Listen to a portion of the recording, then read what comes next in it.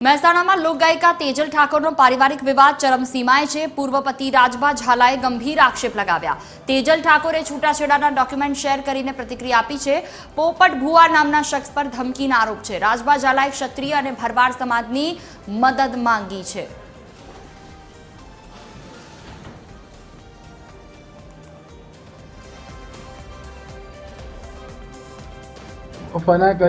ભુવન નામ લીધું હતું, કયા ભુવન તકલીફ થઈ કે એને આટલી બધી મને કે 25 ગાડીઓ આવીને ઊભી અને તને ઉઠાવી લેવાનો। એટલે ક્ષત્રિય સમાજને કહું કે આ જ વ્યવસ્થા આપણી।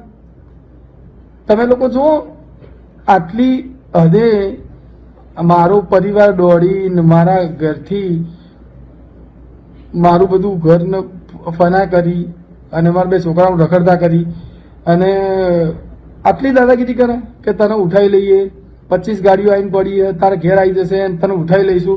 એટલે પણ શું મેં શું ખરાબ કર્યું? મારા છોકરાઓનો શું ગુનો?